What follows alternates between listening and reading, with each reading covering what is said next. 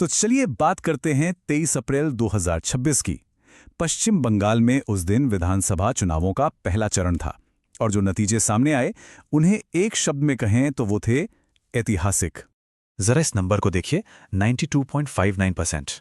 ये था final voter turnout. मतलब आज़ादी के बाद से बंगाल में किसी भी चुनाव के पहले फेज में इतना ज्यादा मतदान कभी नहीं हुआ।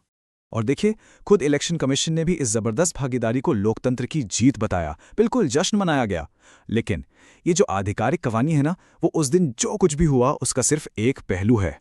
क्योंकि जिस वक्त लाखों लोग वोट डाल रहे थे, ठीक उसी वक्त पूरे राज्य में एक बिल्कुल अलग ही कहानी लिखी जा रही थी। एक कहानी जिसमें संघर्ष था, झड़पें थीं और कह सकते हैं कि अराजकता थी। दिन भर में चुनाव से जुड़ी हिंसा के आरोप में 41 लोगों को गिरफ्तार किया गया और सिर्फ इतना ही नहीं, 571 और लोगों को एहतियात के तौर पर हिरासत में लिया गया। अब ये जानना दिलचस्प है कि ये हिंसा किस तरह की थी। कहीं बीजेपी विधायक की गाड़ी पर पत्थर फेंके गए, तो कहीं कुमारगंज में बीजेपी उम्मीदवार के साथ ही हाथापाई हो गई।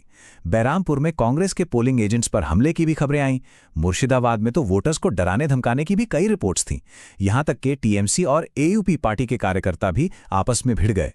ये आंकड़े पुलिस एक्शन की एक तस्वीर दिखाते हैं। इससे पता चलता है कि कौन से इलाके उस दिन सबसे ज्यादा तनाव में थे, जिन्हें हम हॉटस्पॉट कह सकते हैं। और यही तो सबसे बड़ा विरोधाभास है।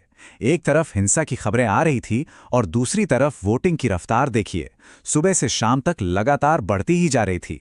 हिंसा तो थी ही, ऊपर से कई जगहों पर तकनीकी दिक्कतें भी लोगों की परेशानी बढ़ा रही थीं।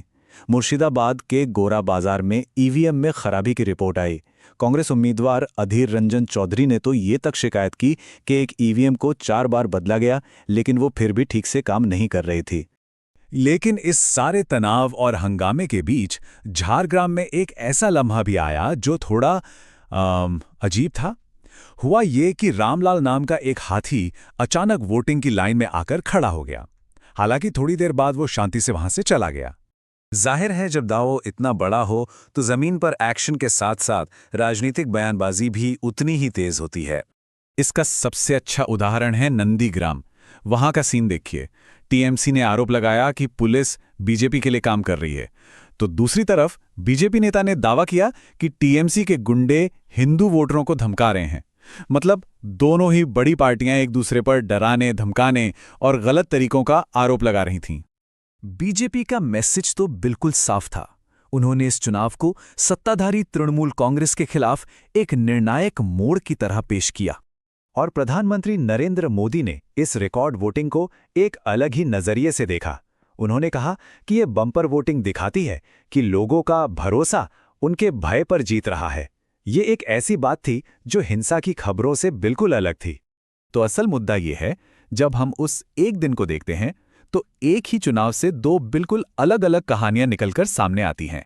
देखिए, एक तरफ है आधिकारिक कहानी, ऐतिहासिक 92.59% वोटिंग, चुनाव आयोग का वोटरों को सलाम और अंतर्राष्ट्रीय पर्यवेक्षकों की तारीफ। और दूसरी तरफ है एक अनौपचारिक कहानी, जिसमें 41 गिरफ्तारियां हैं, पथराव है, धमकी है, हमले हैं और तकनीकी खराबियां हैं। और यहीं पर आकर एक बहुत बड़ा सवाल खड़ा हो जाता है। ये जो रिकॉर्ड तोड़ वोटिंग हुई, ये असल में है क्या? क्या ये लोकतंत्र में अटूट विश्वास का संकेत है, या फिर ये सत्ता पर कब्जा करने के लिए एक बेताब लड़ाई का नतीजा है? ये सवाल सिर्फ पश्चिम बंगाल के लिए नहीं, बल्कि पूरे लोकतंत्र के लिए बहुत मायने रखता है।